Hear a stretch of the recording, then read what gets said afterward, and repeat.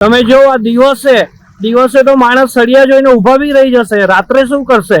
લોકો કેટલા અહીંયા અમારા સામે 1-2 ગાડીમાં તો ઠોકાયા છે, જેથી પંચર પડતા પડતા બચ્યો. અને સળિયા સામે નીકળેલા છે, ગાડી આવે છે એના ઓપોઝિટ સામે સળિયા છે. તમે વિચારો કે આમાં માણસ છે, ઠીક છે 4 વ્હીલર મોટા વ્હીકલ છે એ તો કવર કરી લે છે, આમાં બાઇક વાળાને તો સીધું પગમાં કે શરીરમાં ઘૂસી જશે. તો એમાં આની જવાબદારી કોણ લેશે? માર્ગ વન વ્યવહાર છે, જે રોડ રસ્તા વાળા એ લોકો બી જો અહીંયા તો પસાર થતા हसे, એ લોકો જોતા नहीं गवर्नमेंट ऑफिसर, એનું શું કરવાનું? इधर खाली पैसा वसूली करने के लिए जानता है, रोड बनाना नहीं जानता है लोग, ठीक है।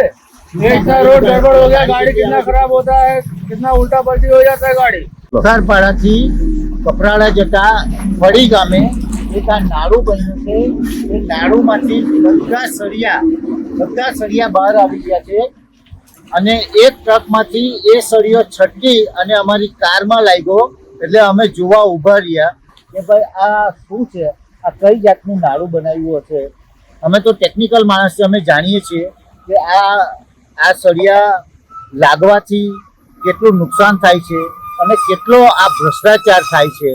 તો આ લોકોએ અહીંયા આ તંત્રએ આવીને અહીંયા આ બધું જોવું જોઈએ, એને મરમ્મત કરવી જોઈએ, એને રિપેર કરવો જોઈએ, જે એને યોગ્ય લાગે છે. પણ એકવાર મુલાકાત કરીને આવીને જુઓ, અહીંયા બધી ટ્રકો એટલી ધીમી સ્પીડે જાય છે કેમ કે દરેકને ડર રહે છે પોતાના ટાયરની અંદર આ સળિયો ઘૂસી ન જાય.